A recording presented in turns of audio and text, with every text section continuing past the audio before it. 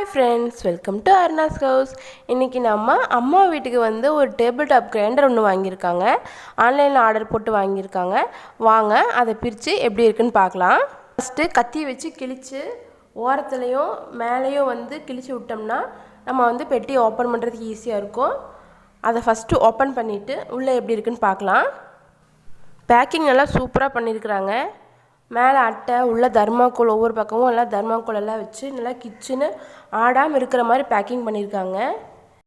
இது கூட என்னென்ன வந்திருக்குன்னா, மேலே வந்து டைட் பண்ணுற மாதிரி ஒரு மூடியும், அதுக்கு மேலே மாவு அரைக்கும் போது தெரிக்காமல் இருக்கிற மாதிரி ஒரு மூடி கொடுத்துருக்காங்க. அப்புறம் வந்து சைடில் தள்ளி விடுற மாதிரி ஒரு இது கொடுத்துருக்காங்க.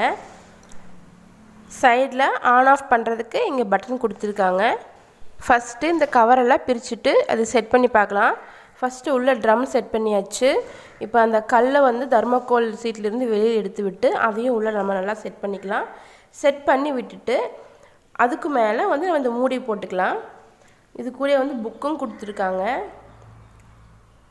இந்த மூடியை போட்டு விட்டுட்டு நல்லா டைட் பண்ணி விட்டுக்கலாம். ஃபஸ்ட்டு அரைக்கும் போது பாதி டைட் பண்ணி விட்டுட்டு அரிசியெல்லாம் போட்டுட்டு ஒன்று ரெண்டாக உடஞ்சதுக்கப்புறமா நல்லா ஃபுல் டைட் பண்ணிக்கணும். அப்போ தான் மாவு வந்து நம்மளுக்கு சீக்கிரமாக அரைப்பட்டு வரும். இதுக்கு கொடுத்துருந்த ஸ்பேச்சுலா தான் கொஞ்சம் பெண்டாக இருந்துச்சு. அது ஒன்றும் பிரச்சனை இல்லை, நம்ம இந்த பக்கமாக வளைச்சோம்னா அது சரியாயிடும். சரி வாங்க இது கிச்சனில் எங்கே வைக்கலாங்கிறத பார்க்கலாம். கிச்சனில் வந்து கவுண்டர் டாப்லேயே இது செட் பண்ணியாச்சு.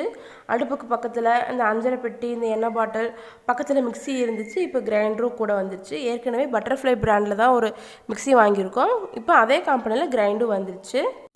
ஃபஸ்ட்டு இதில் கொஞ்சமாக மாவை அரைச்சி பார்க்கலாம். இதை அரைச்சி ஃபஸ்ட்டு மாவை வந்து நம்ம வெளியில் கொட்டிடணும். இந்த கல்லில் வந்து அழுக்கு இதெல்லாம் இருக்கும், அதை வந்து நம்ம யூஸ் பண்ணக்கூடாது.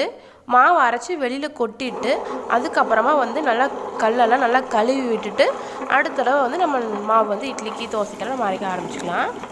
இந்த கிரைண்டரோட சைஸ் வந்து 2 லிட்டரு. இதில் வந்து ஒரு தடவைக்கு 1 கிலோ அரிசி வரைக்கும் போட்டு அரைக்கலாம். இதோட பவர் கன்சப்ஷன் வந்து 150 வாட்ஸ் கொடுத்துருக்காங்க. அப்புறம் வந்து மோட்டருக்கு 2 இயர்ஸ் வாரண்டியும் கொடுத்துருக்காங்க. இந்த வீடியோ உங்களுக்கு பிடிச்சிருந்தா லைக் பண்ணுங்கள், ஷேர் பண்ணுங்கள், கமெண்ட் பண்ணுங்கள்.